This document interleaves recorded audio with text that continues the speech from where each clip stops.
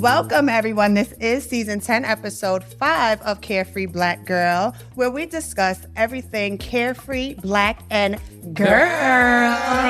I am your host, Jasmine Taylor TV, representing at Brooklyn, New York, but I'm here with the Carolina girls. I'm going to go ahead and take it to my good sis, Miss Les. All right, y'all. It's your girl, Big Les, your favorite veteran turned entrepreneur. Come on now. Yeah. Miss Phoenix. It's your girl, Phoenix Luxe, your favorite therapy and fantasy baddie, and I am going to turn it to the lovely, the gorgeous, the illustrious, last but not least, Hazell. Never least. Yes. Never least. And it's your favorite, Hazell Harve. Y'all, it's episode 5, and y'all don't know who we are? Get it together. So, guys, on August 1st, it was National Girlfriend Day. Of course, most people thought it meant like a non-platonic relationship, like your little boo thing or whatever. And I don't say all that. Right, but it actually was about like your homegirl, your ace boom, your A1 day one, your ride or die, that diary. And yeah, like, and that's what I took it as, you know, because honestly, I didn't post my wife. She's not my wife. She's not my girl, you know, but I post my homegirls, to be honest with you, because those are my girlfriends. I feel like maybe I'm at that age where I'm like, you know, my girlfriend. I think. Homegirl. Yeah, I don't think I say homegirl as much anymore. But yes, August 1st was National Girlfriend Day. And that leads me into introducing our topic of the day, friendship breakups. Oh. I know we've had Nasty them. business. I know we've all had them. If you're at home, make sure you grab your snacks, your tea, your drink, because listen, we have some talking to do. Have you guys experienced friendship breakups? I know I have, but I'm not going to talk about me yet. Phoenix, have you experienced one? Oh, yes. This is a hard conversation for me because I feel like I want to be completely honest. I had to grow as a woman. I wasn't always a girl's girl. I grew up in the South where centering men was just like the thing. You know, it's the goal to get married. It's a goal to have kids. It's a goal to do those things. It's not a goal to make sure you friends with your friends for 10 years. Right. So when you're not taught that and you learn that, I don't think I've always been the perfect friend, but I also feel like my willingness to have conflict with you makes people feel like I'm confrontational. Also because I'm dark skinned. Also because I talk a lot and I'm loud. Also, it's like I love you, and like I would with a man, I'm going to have a conflict with you. We're not gonna always agree, but that's because I love you. And so it's a double thing for me because, like I said, I'm learning about being neurodivergent, and some things are taken as like blunt or unhonest. Yeah. And I can just see when people in my past have gotten tired of it. And it's like the friendship didn't break up like, oh, it's over. It was like, we sick of you. And then it's like, it's an instant gap. Mm-hmm. And for me, it made it like, it didn't make it hard for me to trust other women, but I got a fatigue of starting again. So it made me like, in women's spaces sometimes, like, you know, if you go to a new hair salon or a new space, I was a little more withdrawn. Like, I'm just going to sit back. Right. I'm going to watch the scene because I don't have time. What about y'all? I can appreciate that you are somebody that wants to, you know, put your issues on, whatever the issue is, on the forefront, right? Mm-hmm. Like, I do think that some relationships, and actually most relationships, flourish because of how you guys handle conflict. Y'all aren't always going to be on the same page. Y'all might do things that hurt each other's feelings, etc. But how y'all come together and really get through a conflict can really show whether y'all going to make it on the other side, which kind of leads me into my friendship breakup that I'm going to talk about. I had a best friend since like 7th grade, and her and I, after 14 years, we went our separate ways. And I think outside of just communication was something that kind of brought that relationship to its close. Also, the fact that we just grew apart. We grew up together in a sense, but when we were like close, I moved a lot, military, I moved a lot. So we grew that friendship for like a year and a half before I moved. And I started to realize like the phone calls wasn't coming in as much. Mm-hmm. And so she kind of helped to almost make me feel like if I wasn't present, then I wasn't relevant, you know? Mm-hmm. And also too, it kind of, I was like, well, is that okay in a friendship, right? Because I'm young, you know, so I'm thinking like, maybe that's what friendships are, like out of sight, out of mind. But when we get back together, we're going to pick up where we left off. Right. And that was how our whole friendship went. Like whenever we would see each other, we kind of quote unquote picked up where we left off, but we never really fostered that deep connection, like understanding what each other really values now as adults. Like, you know, is communication, what type of communication should we have, things like that. And then, you know, realizing that when we got to that point where it was time to end the friendship, I was like, it didn't necessarily feel like a heartbreak, if that makes sense, because we weren't really connected. If that, you know what I mean? Like we weren't connected like that because we didn't speak to each other every day. She didn't know my day to day. She didn't know my man name at the time, who I was talking to, who I was texting, none of that. It was just like, girl, when I see you, when we link up, we have fun. So she was really more of an associate, but I didn't realize that was the case until the friendship ended, and I didn't really have a large, like, sense of grief. You know what I'm saying? Like, we were already there, you know, as we grew older. So, I mean, that's one, not as super impactful, but, you know, just realizing, like, you can grow apart from that young childhood best friend and still, they can still be a part of your life, but not in a best friend capacity. Right. You know what I'm saying? I definitely agree. And so my more recent friendship breakup, I ain't gonna hold y'all. I'm the type, I set my boundaries. So if I'm not feeling you, you gotta go. I've learned that throughout the years. So some people look at it like, damn, Jasmine just be cutting people off. Which I do because I love me more now. Yeah. And I've learned to say, listen, fuck those abandonment issues. You know what I mean? Like, I felt like I used to have to linger and hold on to friendships because of the abandonment issues I've had growing up as a child. But now that I'm an adult, I'm okay to let things go. And I also look at it as we preach to our homegirls, like, if you're not going to let this nigga do this, why you going to, you know, leave him. It's the same thing. How I look at it is the same thing in friendships at some point, because that is a relationship. So the most recent, like, friendship breakup that has, like, set a big impact on not just me, but my family as well, is my god sister. And before she became my god sister, she was my best friend. She was my childhood friend. Then my grandmother, who was my guardian, she got sick. Then her mother stepped up and became my legal guardian.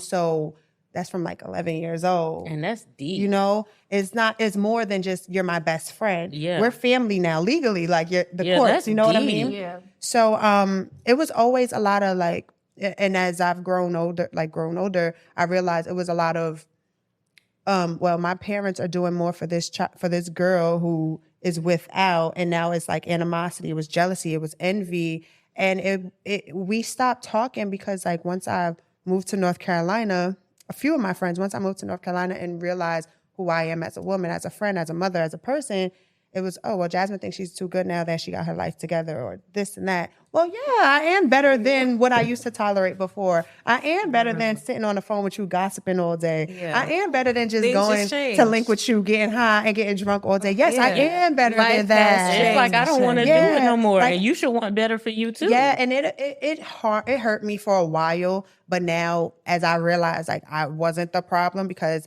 even like it was a friendship circle. Once I removed myself from that friendship circle, they still got a whole bunch of drama, and the common denominator is still my god sister. Yes, I know y'all gonna see this. It's still her, and it affect my family because she's not only my god sister, she the godmother of my son. They haven't spoken in years, and it hurts, you know. But life does go on, you know. So, hey, Yeah. Do you guys think envy and jealousy is grounds for a friendship breakup?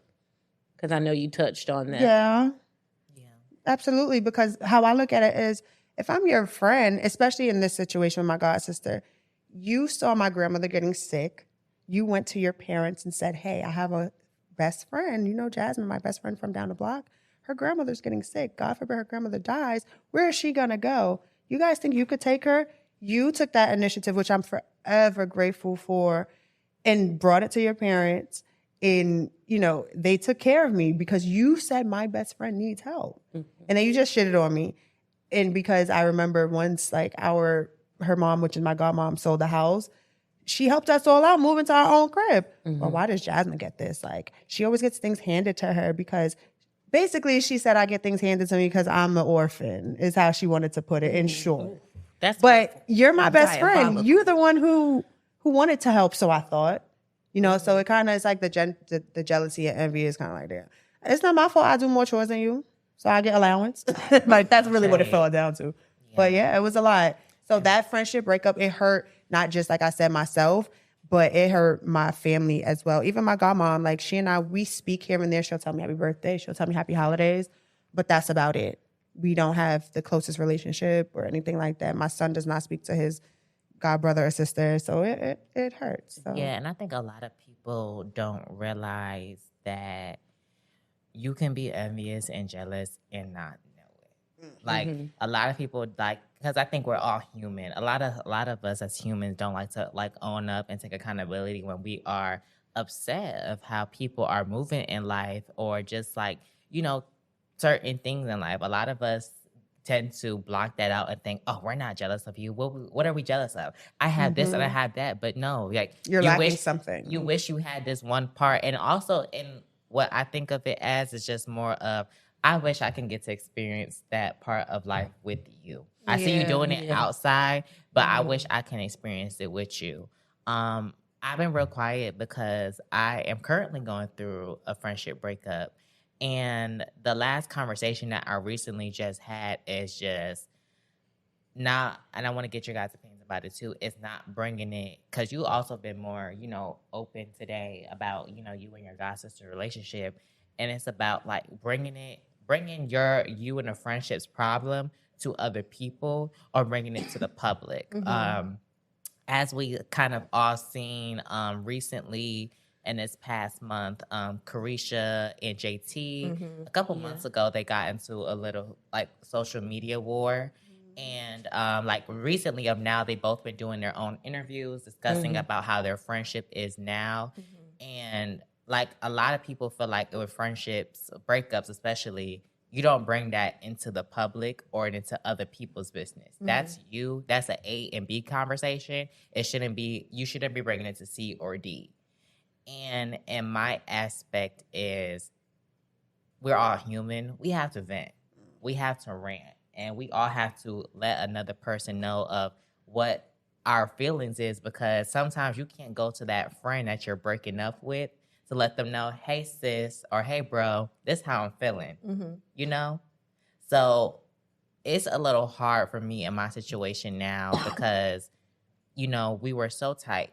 And we were so close. And I thought this was someone who I could talk to about anything and can resolve anything with. Yeah. And to now deal with someone that I can't even look at, I can't even bear a conversation with, it's hard. Yeah. So how do you guys feel about more of dealing with people with friendships that you feel like you cannot even like resolve anymore? Like, it's like, I can't even speak to you because it's not going to go anywhere. I know with situations that have happened in the past, I'm the type where I can break up with someone for some years as far as a friend, not an intimate partner, no. As far as a friend, I do believe in people grow, you know? So if I feel like I'll spin the block back and I can sense something where I can tell that it's no growth, then I got to let it go. Now, in the sense of like bringing other people into the equation when it comes to venting and things like that, I do feel as if that's necessary because, like you said, like we all have to talk, we all have to let it out, we have to vent because we can't speak to the person who hurt me. How can you when you're not even being receptive to the wrongdoings? If I'm telling you this is what you've done to me, yeah, you might not understand why I feel this way, but listen, say I apologize for making you feel this way. That's not even taking accountability for saying what you did. That's just acknowledging the next person's feelings who you claim you love as a friend. You know what I mean? And that's how I look at situations as far as friendship breakups. Like, if I can't holler at you one-on-one and let you know how I feel without you thinking it's an argument or me just being an angry black friend or the drama, it's always drama or whatever, the messy friend, I'm sorry, but you're not my cup of honey. Go ahead. I think I like being vulnerable with my friends. I think one thing, and I think we talked about this in another episode. I don't think a lot of Black women learned how to be friends in a long-term relationship with other women where it has nothing to do with men. We're not talking about our men, but this is us and this is me and you. Sometimes you know your friend. I feel like when it comes to social media, one, older people don't understand it, but we grew up in social media era. It's a thing. And there are some of my friends I know, they're not going to answer the phone, but if I be like, this bitch got on my nerves today, you going to clock it. And it's like, sometimes that's going to get you to talk to me. I think it depends on what's said on social media. If I'm saying you get on my nerves, like I said, I'm a human. But if I air you out like your business, I think that's when the friendship is done. Because now you've like put me out on blast. And then like with envy and jealousy, it's one of those things I had to learn, even as a therapist that go to therapy. Sometimes the problem is we don't call a thing. Like, even if somebody hurts us and we can't talk to them, you can say that to them. Like, I've told my friend, like, bitch, if I get too mad at you, I'm gonna call your mama and I can't talk to you right now. I want this relationship to work, but I can't talk to you right now. Call a thing a thing. You've hurt me, so I can't talk to you. Or I'm getting a little bit of jealousy. What's going on? And most people, like y'all said, are gonna say, I ain't got nothing to be jealous of you about. Well, I feel that way because you did X, Y, and Z. Like, and I think to my point of what I said, people took that, some of my friends, as me trying to fight with them. No, I'm calling a thing a thing. And if it's wrong, tell me I'm wrong so we can have a relationship. But I also do realize that some breakups are not bad. They're just growth. Like, you're not even here at the capacity to work through this with me.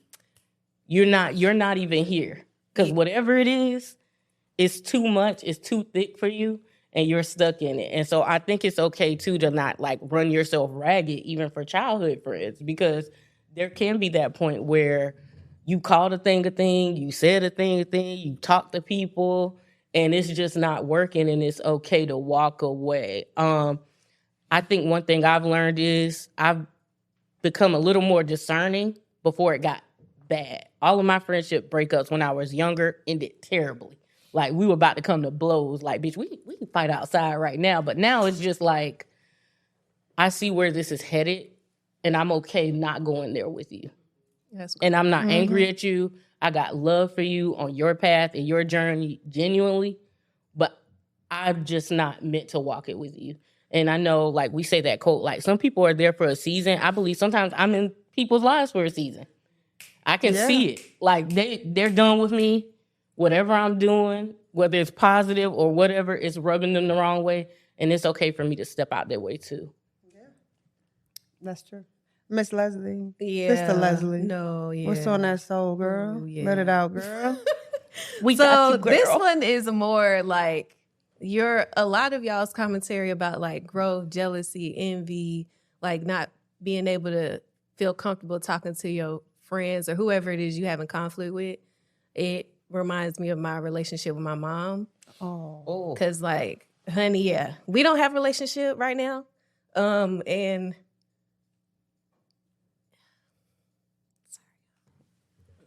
Damn. I'm sorry. It took a lot for me to just realize there was toxicity in that relationship. I feel so much more peace now because I don't have to deal with that because of my choice. You know, a lot of us say, oh, that's my mom. You know, we only get one mom. We only get one dad, et cetera. Woo-de-woo. But you only get one life too. You know what I mean? So you have to figure out and just do what's best for you. And then what that can mean is that if you don't feel comfortable to where you feel safe to communicate your feelings and also feel respected enough for that person just to be quiet and let you say what you got to say, then that person just doesn't value you. And that's just where you got to be, where you have to be the bigger person and step away from that relationship. Absolutely. And y'all, I don't like to talk about my family because of this right now, but I do feel like I'm not the only one out You're there who not. deals with these Absolutely not. relationships. And, you know, like I said, you feel like you are in a safe space to have those conversations. So, again, to answer your question, if you're having those issues, right, sometimes your healing comes from understanding your boundaries and what you're just not going to deal with. And that just leads me to like the next thing is like, you know, with our friendship breakups and like how we want to move forward in the future.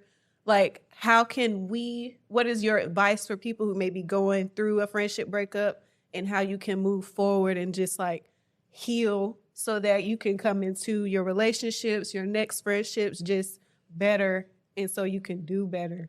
I think, go ahead. I want to chime in ahead. because for me, what's hard to heal in a friendship breakup is having to be with the person consistently. And what I've decided personally for myself is I'm going to take the time to remove myself from this person because I can't heal because how it's making me look, because also another aspect of I lose like a close friend to me like every year. Like every year it's gonna be it's like, and I think that probably is like everybody that's listening to this right now, watching this right now, they probably are looking back like, oh damn, in 2023 I lost this person, 2022 I lost this person, 2021 I lost that person. Been there. So we lose people every year, and and I will say this one in 2024 hurts the most because I'm like legit attached to this person. Yeah. And now I'm just learning that I'm going to have to move forward and move on without this person. And my advice is just go off and like, you know, be in your own surrounding. Right. Be with yourself. Be in a room by yourself. Be in a room by yourself for a week, a month, or whatever you need. And be connected to God or just whoever you believe in and spirituality and stuff like that. And just trust that this person is not meant for I forgot who said it, but the person that's not meant to, like, you got to understand that this person not meant to be in your life, but maybe you're not I think Phoenix, you said it, you're not meant to be in that person's life for the next season, for their life as well. Absolutely. Yeah. So, And always look at it as a positive note. absolutely. So, like, for me, when I realized, I think once I moved to North Carolina, oh, wow, it's going to be 5 years in a few days. But anywho, once I moved to North Carolina and I started realizing my, like, sandbox friends started, like, fading away and things like that, I really started doing root work because I felt like growing up, I always would be the one where they know, oh, if we stop talking, Jasmine's going to reach out first because I have always been that person. I've always been a person because I'm like, no, I don't want this person to forget about me or to talk about me. So to not talk to me. So I really had to do root work, and I had to realize like my issues don't come from my friends, and I can't fault my friends. First, I have to realize, why do I feel this way when we're not talking? Why do I feel this way when I feel like they're done with me? People are entitled to be done with something or someone. Yes, it's going to hurt us, but we have to realize, listen, like Phoenix said, everyone is in each other's lives for specific seasons. Me, I'm a healer. I know a lot of times I'm in people's lives to heal them in certain ways, and it takes a toll on me. But for me, it like what helped me with my breakups, my friendship breakups, were to really do that root work to start healing that inner child, because that inner child is what kept me sad. And because again, like I wasn't raised by my mom, I wasn't raised by my dad. Like I grew up I was born in 1992, they were crackheads. So I didn't have that love. I wasn't being told I was pretty growing up and things like that. So, and I always used to remember crying for my mother, although I didn't even meet her till I was 16. I used to always cry if I get on punishment. No, I want my mom. I want my mom. Not knowing who the lady was. And realizing that's part of the resentment and the abandonment issues that I had. And that lingered on to men, that lingered on to women I've dated, that lingered on even into my friendships. Yeah. So I want to even say to you, Leslie, like you said something, and I remember saying this just a few days ago to my son who's turning 10 in September. I said, Papa, sometimes a lot of times you have to take the title off of a person and look at them as a person. I say, yes, I'm your mom. He was sitting right in his room. I was standing at his door. I said, yes, I'm your mom, but take mom off the title. Who am I as a person? Am I a good person to other people? Am I giving? Am I loving? Am I this way? Do I listen? He looked at me like I was crazy. He said, you've always been that way. You know, so you have to take the title off of a person and look at them as a person. Yeah. And even if you don't, I wanted to say, because I didn't know I was going to bring this up, but I'm a daddy's girl. And my dad, like, he's the reason I'm, like, nerdy and everything. And he did something, like, so hurtful to me the other week that my husband didn't even want to tell me. He called my husband. And then my husband told me. And it just took me out. And then it just... I realized, like you said, people are like, you only get one mom, you only get one dad, but no matter how many kids you have, you only get one me. Period. Like, each child is their own person. You only get one me, one time. And you would hurt the person that you brought into this world. You brought me here. I didn't ask to be here. Yeah, and it's like, I'm not asking for you to take care of me all the time, but consider me. Right. And as an adult child, it's a mutual thing. And so it's like, I realized that back to it ties in too, I haven't spoken to him in a couple weeks. And that's weird for me because I always talk to my parents. But I was like, I had to be okay with, one, don't rush your grieving process. That part grieve. is very important. Yeah. Two, if someone is okay with never speaking to me again, I need to be okay with never putting emotional labor into them again. Mm-hmm. Oh, wow. Yes. Like, if you're okay with, like, not having my existence with you, I got to work on being okay with not putting the emotional labor into you again. And it's just kind of hard because it's like the one thing I wanted was, like, to make my dad proud. And I still want that. But to not even be able to contact you to say that because of you not wanting to say sorry because you're the parent, Right. is one of those things that I learned. I think friendship breakups are easier for me because my first friend was my dad. When people called me ugly, when people told me I wouldn't be anything, when people hurt me, I would call my dad. And if I can not put emotional labor into him and have my boundaries, I can have that, like, with anybody. I do want to say one thing though. If it's mendable, please mend it because I have neither parent. Like, right before my mom passed away, she and I were not talking. She passed away. It hurt me. It hurt me bad. My mom and my dad, especially because I'm doing this ancestry thing, the two people I wish I had right now is my mom and my dad. Especially my mom, I want her to know that I'm safe, I'm okay, I'm not in domestic violence anymore. So if it's mendable and it's fixable, even, yes, you're the child, but we have to remember too, parents grew up fucked up. They ain't have it either. It's not perfect. Like, and I'm not vouching for them, but in all reality, they was fucked up. Their generation don't have it all. And he's still a great man, and I think it will. But one thing I have to hold strong is it cannot mend in the ways it mended before, where I gave a piece of myself. And that's fine. And it's you know your boundaries. That's all. It's like I have to, at this age, especially as a Black woman, especially as hard as it is, it's hard just being yourself and waking up in the morning and making it. Right. I cannot give more pieces of myself to you for you to throw on the ground because you don't like it. Yeah. So it's like, I still love him. It's not like I'm like, oh, I'm not talking to him anymore.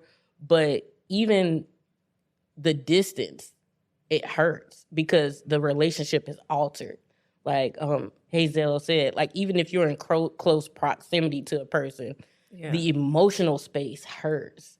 And so having to navigate that has made it not easier, but I feel like I regulate it better. That doesn't mean that it's easier or it's happy, but I can regulate better because I'm going through that, like, with my first friend. Yeah. Me and my mom, like, we're like this now. We didn't always have, like, the best relationship, but we have that emotional vulnerability with each other.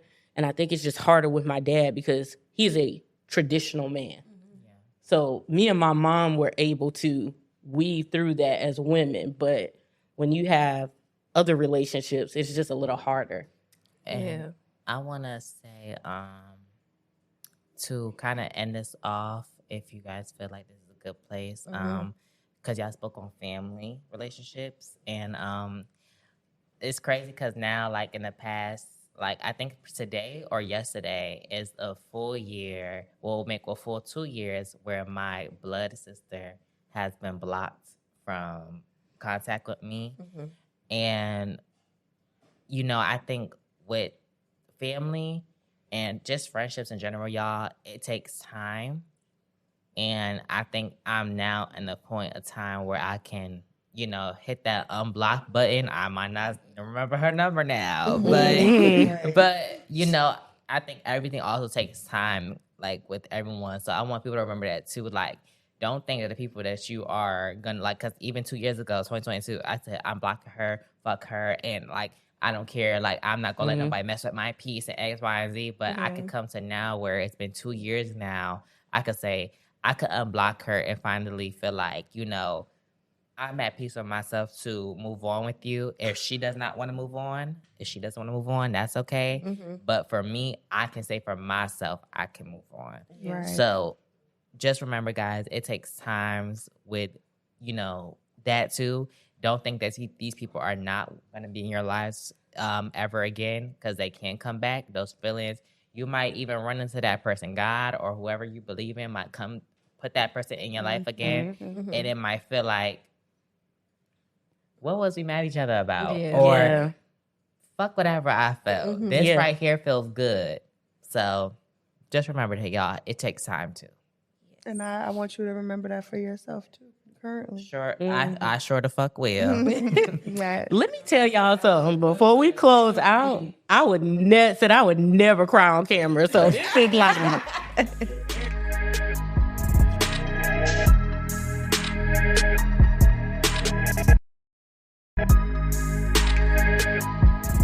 So now to get on to a little lighter and a little spicier, we are going to get into our hot or not into our basically any trending music, pop culture, TV, media, and even the politics.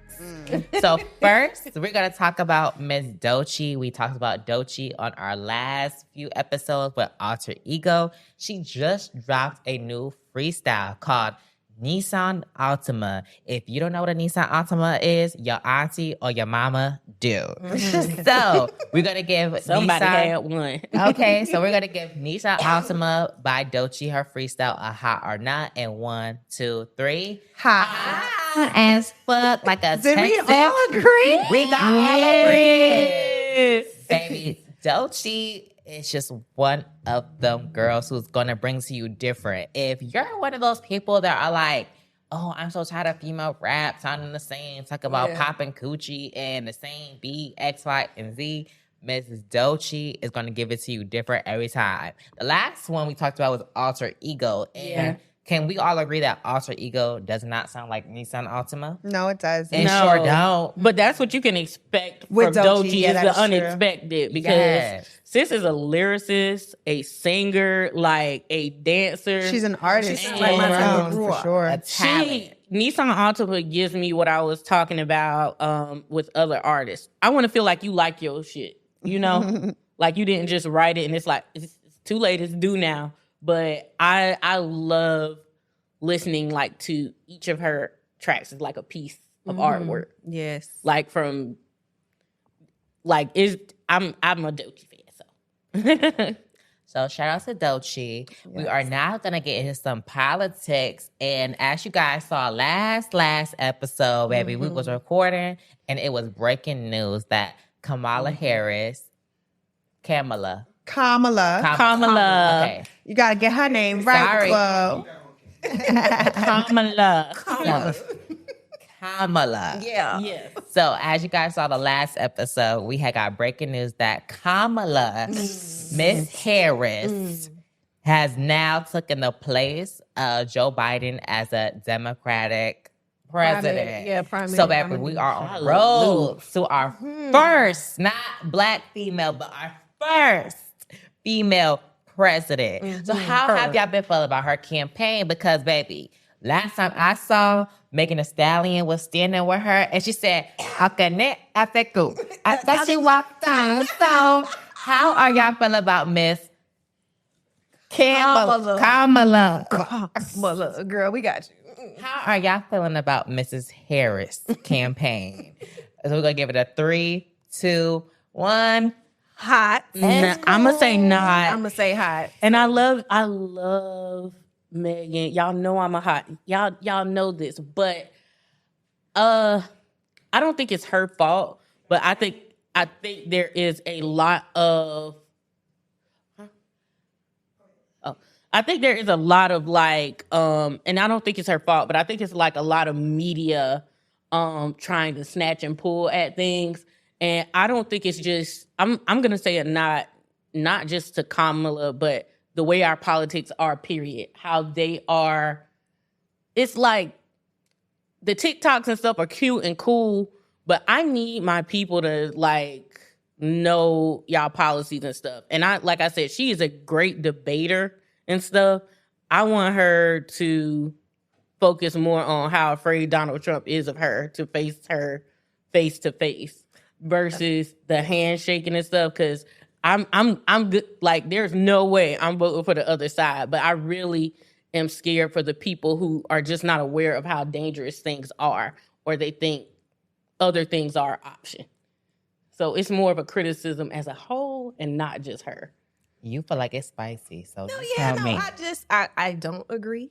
I think her campaign is hot mainly because we're talking to, I don't want to put it as a holistic thing. Mm-hmm. Like, we can't obviously help how the media is portraying her. And I don't want to feed into what the media is saying. I want us to focus on and do our own research behind who these candidates are and what they have done. The same way what we would do for Trump, right? Like, we know who he is. We know what he stands for because we've done the research on the ops, right? But like, when it comes to the person that we need to, we're going to have to vote for. I mean, we don't have to vote, which you should vote, but you don't have to vote for either one. But at the same time, one of them is going to be president. So like, make your vote count on the person's values, their policies, like you were saying, that aligns most with what you believe is going to make our country, your life better. So in my opinion, there are some things that maybe I wouldn't have done, but at the same time, if I'm thinking about her campaign as a whole, she was advocating and doing her thing across the nation for Joe. So it's not like she wasn't known to us. She's been the VP before. She just, chose her running mate. So it's like, just do your research. And that's why I say she's hot for me, because she has. I mean, she's doing things that are going to benefit my life, and not just my life, but my community, unlike the opposition. And so it would take you to do that research to kind of know. Well, yeah, I'm talking about the campaign, not her beliefs, but the campaign itself. Like I said, I love Meg, but people do need to do their research, but people's attention span is short. I need you to take every moment and like hammer in how serious this is. And I'm just terrified because I guess, and maybe it's because of my policies, I see a lot of people thinking that like third party is an option or not voting. And for me, I feel like it's just not the wave. Y'all don't argue with your mama. I'm not going to argue with you. But I don't think it's the wave because there are people who can't just burn things to the ground. There are people with chronic illnesses. There are people who are compromised that can't do that. And I just want these campaigns like to be more serious. Like, I saw a TikTok of her and I laughed. I liked the TikTok.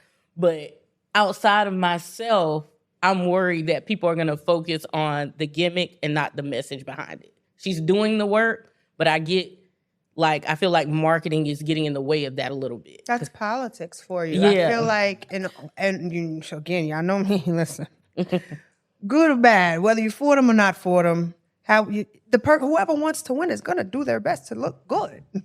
You know what I mean? Like, and make the other person look bad. Yeah, they're going to do that. Well, we know Mr. Orange head. He's not the best at doing Yeah, that. this- But yeah, for the this most ain't even- part, right. But for the most But he's someone part, serious. right. But for the Yeah. most part, it's their job. When you want to win something, you're gonna do certain marketing, have certain marketing campaigns. You're gonna have certain words, certain terminologies. You're gonna do certain things. You know who you're talking to.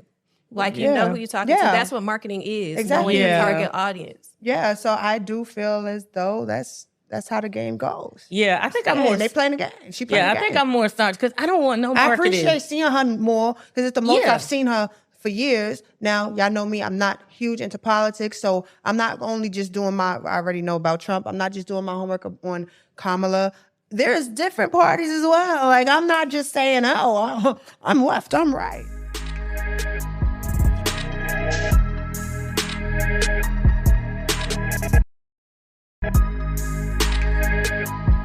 This has been another episode of the Carefree Black Girl podcast. Make sure you stay tuned to the Carefree Black Girl tour. We outside, baby. I am your girl, Jasmine Taylor TV. Make sure to follow me on all social media platforms. Everything Jasmine Taylor TV. I'm going to go ahead to my right, my lovely sis. And it's me, Hazell Harve. If you don't know who we are, then what are you doing? Follow us on all platforms and make sure you catch us at the Carefree Black Girl Cookout on August 17th in Charlotte, North Carolina. Period. All right, y'all. It's been real with your girl, Big Les. You can follow me on everything at Leslie Latrice. And make sure if y'all are online, y'all get on Twitter to stay part of the conversation at CFBG Pod and follow us on Instagram at Carefree Black Girl Inc. And it's your girl, Phoenix Lutz, your favorite Fairy and resident fantasy baddie. This episode has been powered by Revolt. Make sure you support us there. Make sure you support us everywhere. We gave y'all realness and tears Period. and stuff. So watch this. Peace out. See y'all on the next one. Bye.